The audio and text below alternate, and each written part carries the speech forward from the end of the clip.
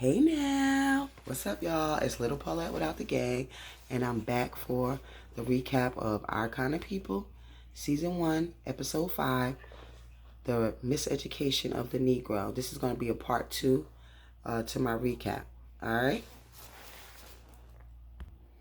Starts off with Nikki trying on white dresses for the cotillion. They all look gorgeous on her, like she has a nice shape, and they picked out some really great dresses that compliment her, and she looks so good. Go ahead, Nikki.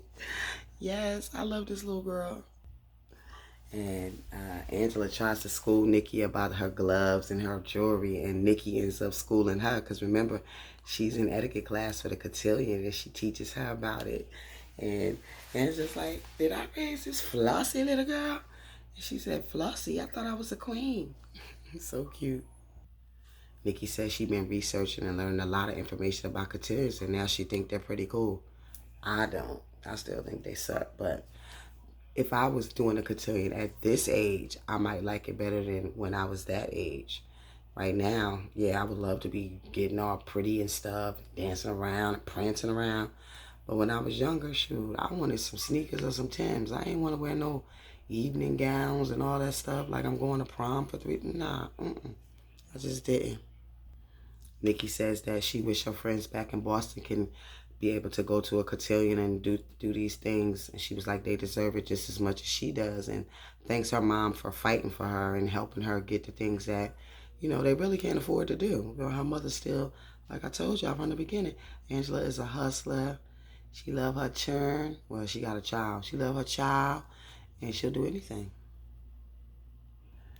Angela asks Nikki if she likes the dress that she still has on, one of the white dresses, and she's like, I like it, but I don't think it's me. So she shows her a dress on her phone from a vintage shop, and it turns out to be, Angela thinks that it's by the black lady, I can't think of her name, who designed Jacqueline Kennedy's dress. And it's in a vintage shop, and Angela tells her she got some good taste, so she rushes down to try to get that dress before somebody else sees it. Then it cuts to this gun club where they show these white guys shooting, I don't know what it is, something up in the air, and then they shooting it. And then they show the Franklins behind, I'm sorry, not the Franklins. Damn, I can't even think of Raymond's last name.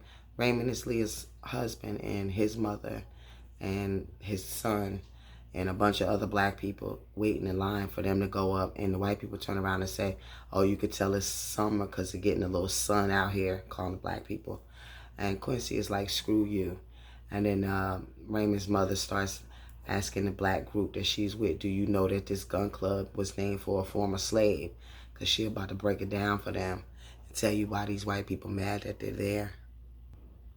And the former slave name was Scipio. You hear me? Scipio. Google that, y'all. Oh, Scipio was a roundup boy because he would round up the dead fowl after the master went hunting. So I guess they would throw the geese up in the air or try to get them fly, whatever they did, whatever kind of birds they were throwing up. And then the guy, the roundup boy, would go around and gather them up, because, of course, master ain't doing shit but having fun and letting you do all the work by calling you lazy. And Raymond says they wouldn't dare let a slave have a gun out of fear of retaliation, but old Scipio was smart. He would hide all the dead birds and then go back later and sell them. Hustler, baby. He saved up enough money to put their family on the map. So that's why his grandmother, which she owns the club, named the club after him. And you see the shit? And these white people got the nerve to be making comments, and they the owner of the club. Way back, y'all.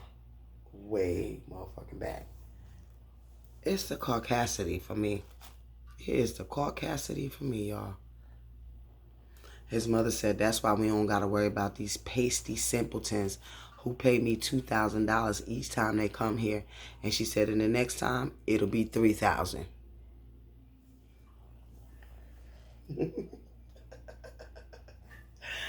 Way back, y'all. Way back. Yeah, I like that. She said the best way to win a war is to never let the enemy know that they're in one to begin with. If y'all don't take out your pen and paper, if y'all don't get them jewels she dropping, she might be a bitch. But she knows what she talking about. They ain't filthy rich, or I'm not going to say filthy rich. They are not wealthy, because they are wealthy. They have generational wealth. If they didn't have generational wealth, then maybe what they were saying don't matter. But when somebody got generational wealth and they dropping jewels like that, you better take notice. You better take notice. So then Raymond uses this opportunity to say about a war that he having with Teddy about his business, Darman. And the mother's like, you know, ever since he bailed him out, I've been waiting for you to, like, soldier up. Like, waiting to see what you gonna do. Like, what's up, son? Or whatever. Like, basically she's saying, he a punk. You a punk? Say it. I'm a punk. Yeah, you, Raymond.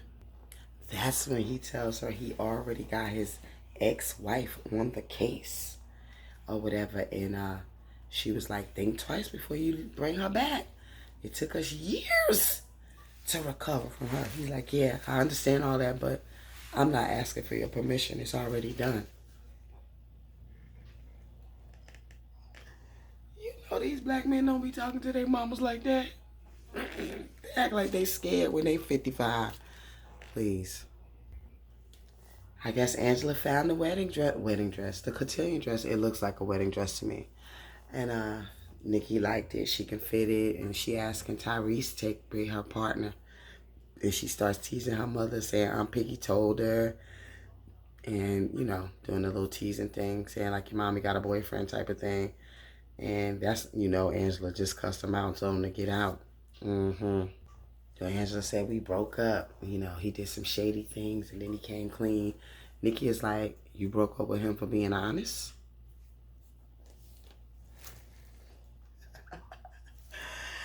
From the mouths of babes. You hear me? From the mouths of babes. Nikki was giving her the side eye. And she like, why are you looking at me like that? And Nikki is like, respectfully, Ma, you need to learn how to forgive. What'd I tell you? From the mouths of babes. These kids always dropping some knowledge, y'all. Always. Better listen to them. Nikki said, you've been alone for so long. Whenever someone comes in the picture and they're not perfect, you dip.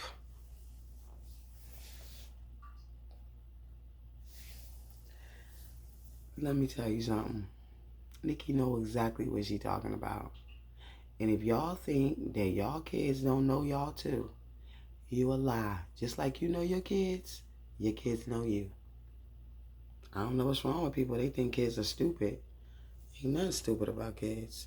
Ain't nothing dumb about them. Nope. Angela's like, you're an amazing kid. And she was like, Nikki was like, give him a second chance. Forgive him. He's cute. It's the Bluffs. Like, let it go, Ma. It cuts to Raymond and Leah, you know, in bed, you know, having husband and wife time. Not, you know, the S word, but just talking, pillow talk. And he asked her about that new project that Teddy's working on. And Leah lies and says she doesn't know what it is. He didn't tell her about it. But why, Leah? Why? You know Teddy gonna... Dumb. And then her lying ass gonna try to change the subject by kissing him and stuff and saying that the kids is out and, you know, trying to seduce him. Meet her in the shower in 5 minutes. He say make it 3. She go in there. She left the laptop on the bed. And, of course, he opens it and put in the search bar the name of the company or the name of the project that he saw. And, boom, there go the email. That was just a dumbass lie, Leah. Cuts to Teddy in his office with the doctor. You could tell he has like a foreign accent.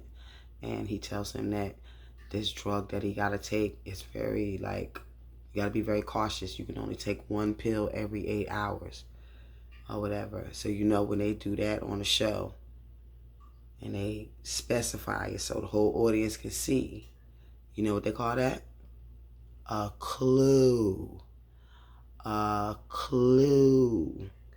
That's something that you should put in your back pocket and remember. because it's going to be important later on. I'm just kidding, y'all. But seriously, that's what it's called, a clue. Cuts to the party bus, and you see Nikki and Taylor on there. And Nikki's so excited because she never been on a party bus before.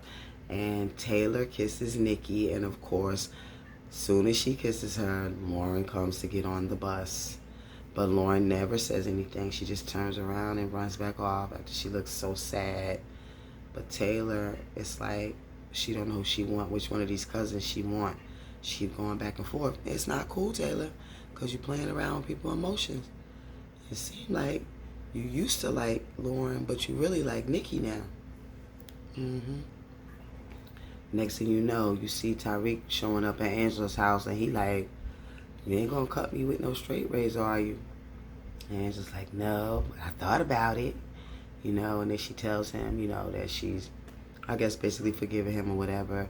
And then they start talking about how she thinks that Teddy supplied crack to the town, and I guess the town that they're from, that she actually moved from, to the town, and let her mother take the fall for it. I told y'all he wasn't shit. Told y'all. I don't know if it's true. Angela told Tyreek that, his father was a security guard, so he probably knew something. But, of course, his father was murdered. And he said that he never heard that, but he heard that Teddy's brother, the one that he was naming the stadium after, was killed by a drug dealer. Tyreek let her know that Teddy keeps his brother's journals in his office, because Teddy, idolizes his brother. So they going to that dinner, and she going to try to get them journals while she there. Yeah, she crazy. Crazy. But remember, she trying to clear her mother's name. Then it cuts to Raymond and Leah. Raymond's mother, Olivia, and Leah, talking, and she's like, you need to help my son get his company back. And Leah's like, I'm sorry, Olivia. I won't be discussing Darman with you today. And Olivia's basically saying that she don't know her place. She should be on her husband's side, and, all of that kind of stuff, which I agree with Olivia. Then Lauren busts out with her white dress that she's trying on, and the grandmother said that she presenting a young lady, not young bosoms. And it was nothing but the little crack showing. She ain't got no titties, so I know what she talking about. And she said, well, she don't really like this anyway. She wants something that's going to complement Taylor's dress, even though we know Taylor ain't wearing no dress. And her grandma was like, why would you need something to complement Taylor's dress? And Lauren was like, well, looked at her mother. I was hoping that we can go together if you let us. And her mother's like, Grandma Olivia said, wait. You talking about Taylor, your little friend. She's a girl.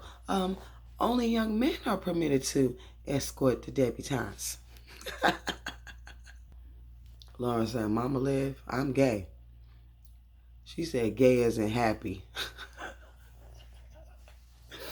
Like, no, I know you don't mean the other gay. You mean you're happy. Leah's like, no, Olivia. Gay meaning as in lesbian. Honey, Mama Olivia fell back like she was Fred Sanford. They had to catch her. Catch her. Yeah, honey, they had to catch her. While Lauren is holding her, asking if she okay, she slapped her hand. Gonna turn around to Leah, you can't allow this. Leah like, yeah, I can. Remember, I'm the head of it.